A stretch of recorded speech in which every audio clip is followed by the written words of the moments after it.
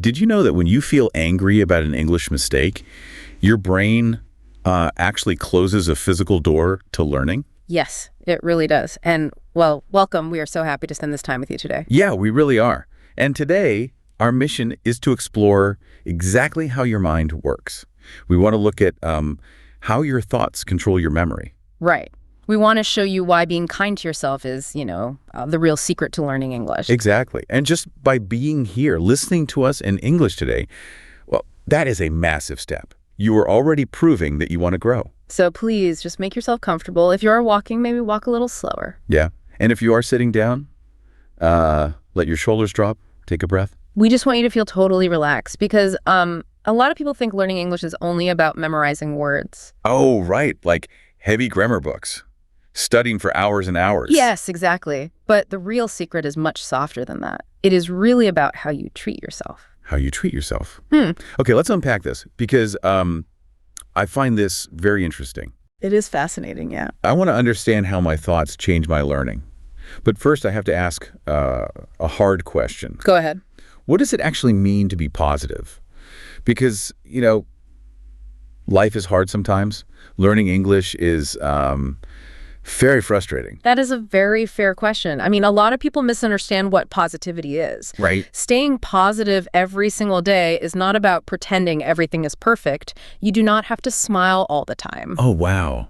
That is really good to hear. Yeah. Because I do not smile all the time. Nobody does. Sometimes I'm just tired. Yeah. Or I feel really annoyed. And that is completely normal. Positivity is not, it is not a personality type. You do not need to be a naturally happy person. Okay, so what is it then? It is a daily practice. It is the choice you make day by day. So it is something I build, like a habit. Exactly. Yes, a habit. Think about your morning routine. Okay. The very first thought you have in the morning is super important. Usually, the alarm rings and we immediately think about our problems. Oh, yeah. I look at my phone and I just feel stressed. I feel like I am behind on everything. Right. But you can choose a different first thought. Before you even look at your phone, you can try a really simple morning routine. Okay, what do I do? Just take one deep breath and say one simple sentence to yourself. Say, today, I am improving a little bit. Today, I am improving a little bit. Yes, just that. That feels very calm. I like that. Sets a nice tone for the day. It does. You choose growth instead of pressure. Yeah. You start with a gentle thought. But wait, I need to push back on this a little bit. Sure. What is on your mind? Well, that sounds really good in theory, but what if I wake up and I go to my English class and I make the same mistake again and again? Right. That happens. It is really hard to just, be positive when I keep failing. Mm-hmm. The frustration just feels very heavy. I hear you. And those feelings are completely valid. It is okay to be frustrated. It is. Yes. But this brings up an important point. How do we handle that frustration? Being positive is not about erasing the bad feeling. So I do not delete the anger. No, you cannot just delete it. Positivity is about how you choose to respond to that hard moment. Okay, help me understand that. How do I choose my response? Well, let me share a short story. Think about a person learning to ride a bicycle. Yeah, like a kid. Yeah, a kid or an adult. They sit on the bike, they pedal, and they fall down. Ouch. Yeah. Now they can choose to sit on the ground and say, I am terrible at this. I will never ride a bike. Right. Or they can choose to get back up. Exactly. They stand up, they clean their knees, and they say, well, that was hard, but I will try again. They change their response. I see. So in English, when you forget a word, you can choose your words carefully. Do not say, I am stupid. Right. Use kind phrases. Say, I am still learning, or this is just practice. It's just practice. I really like that. It takes away the need to be perfect. It does. But let's look a little deeper. Let's talk about the science part. Okay, let's do it. Why does feeling frustrated make it so hard to remember English words? Because, when I get angry, I just forget everything. My mind goes completely blank. Yeah, that happens to all of us. And there is a real biological reason for it. Really? Yes. Scientists call it the affective filter. The affective filter, what is that? Think of it like a chemical shield inside your brain. When you feel stressed or embarrassed about your accent, your brain feels threatened. Like I am in danger. Exactly. It thinks you are in danger. So it releases a stress chemical. This chemical is called cortisol. Cortisol, the stress chemical. Yes. Yeah. And this chemical literally raises that shield in your brain. It builds a big wall. Oh, wow. And when that wall is up, new English vocabulary just bounces right off. The learning door closes. That makes so much sense. Yeah, it becomes very hard to focus or remember anything at all. So my brain is actually blocking the words. It is like a closed fist. A closed fist. Yeah, if I make a tight fist with my hand, I cannot catch a ball. If you throw an English word to me, it just hits my closed hand and falls to the floor. My brain is a tight fist. What a fantastic picture. Yes, a stressed brain is a tight, closed fist. You can throw 100 English words at it, but nothing gets inside. Okay, so how do I open my hand? How do I open my brain? Relaxation. Relaxation opens the hand. Oh, I see. When you think positive thoughts, your brain stops making that stress chemical. It starts to relax. And a relaxed brain works so much better. It can easily catch the new words. So feeling calm actually helps me learn faster. Like, this is a biological fact. What is really fascinating here is, yes, absolutely. Being gentle with yourself biologically speeds up your learning. Wow. When you are patient, your brain says, I'm safe. And when the brain is safe, your memory works perfectly. This makes so much sense. Yeah. But what about when I am speaking to a real person? What happens then? Well, I forget a word and I feel panic. My heart beats really fast. My face gets hot. How do I stop that panic in the moment? You use your breath. Breathing is the fastest way to tell your brain that you are safe. Okay. Let's actually practice a simple breathing exercise right now. This is perfect to do before you study or right when you feel that panic. Okay, yeah, let's do it together. All right.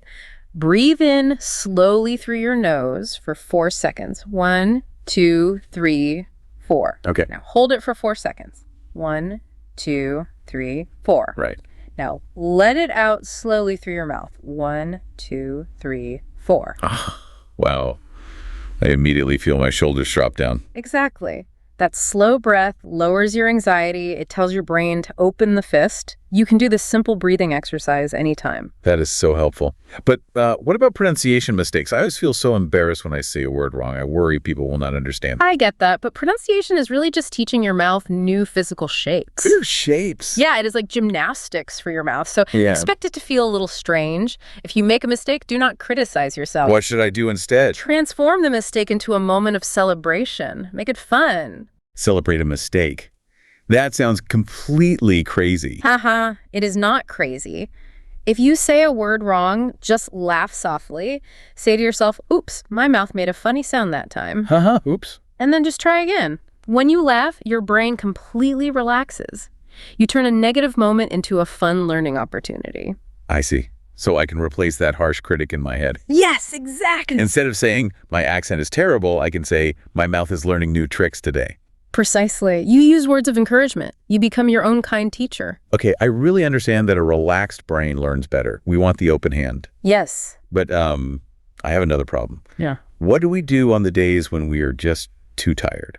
Oh, tell me more about those tired days. You know the days I mean. You wake up early, you work for 10 hours, to come home, you unlock your door, you drop your heavy bag, and you look at your English book. Oh, yeah.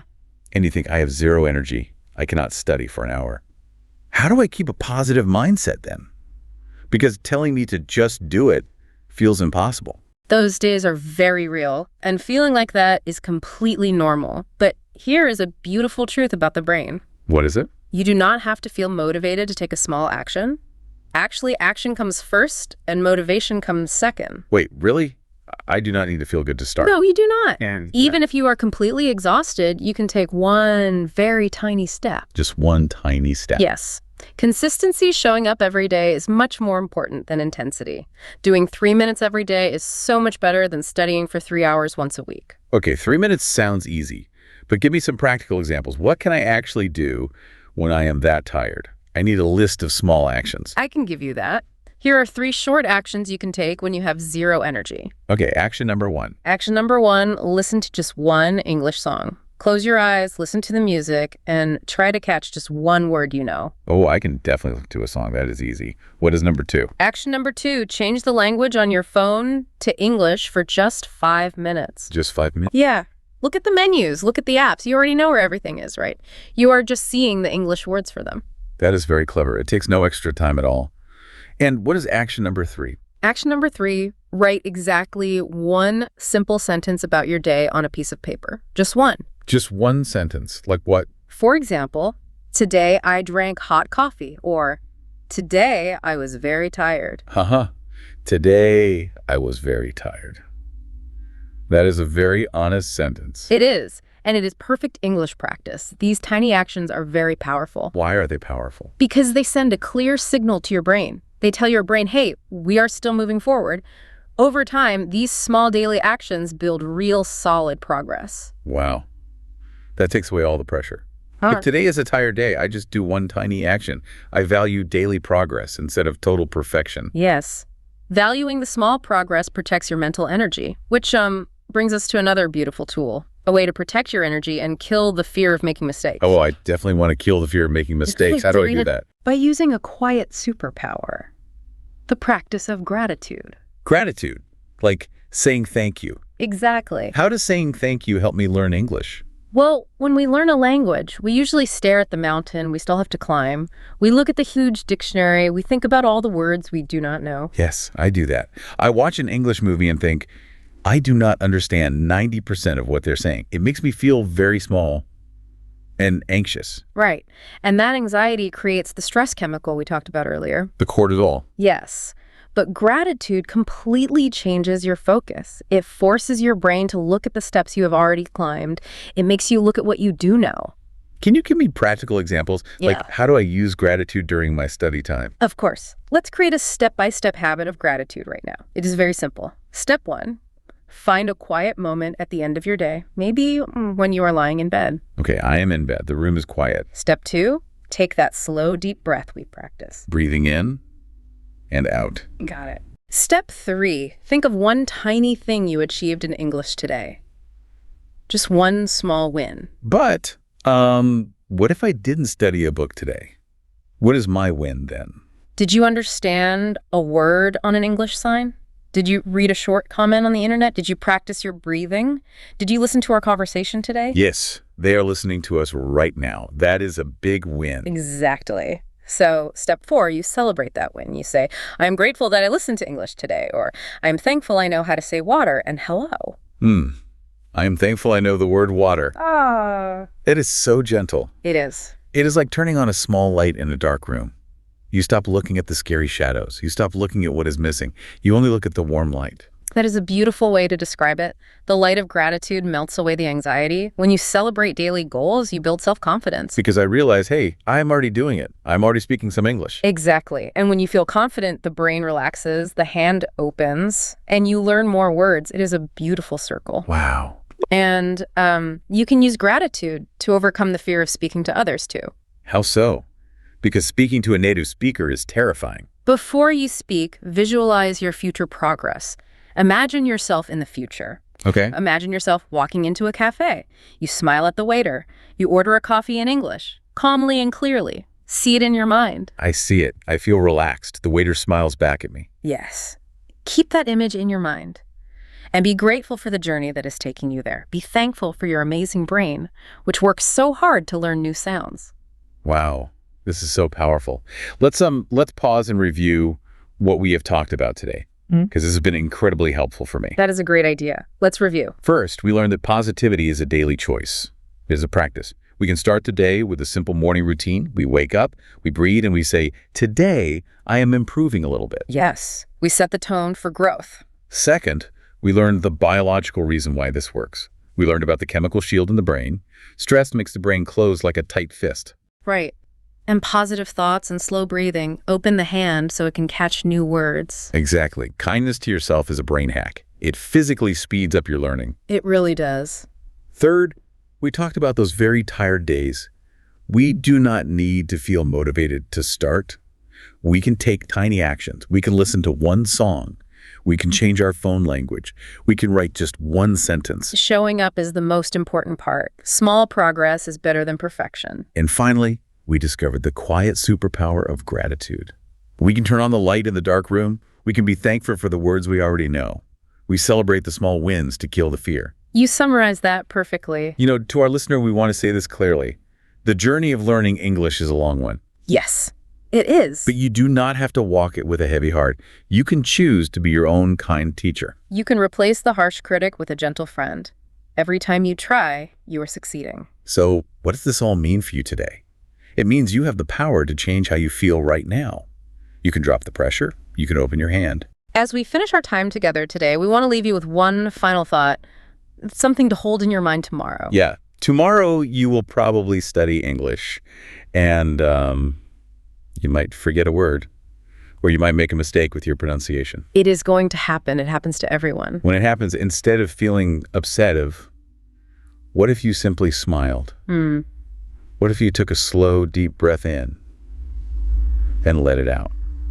And what if you just thanked your brain for trying so hard? Thank your brain for trying. It is doing its very best. And so are you. Keep taking those small, gentle steps, my friend. Thank you so much for spending this time with us today. We believe in you. Goodbye for now. Remember to be kind to yourself today. Goodbye. Keep growing.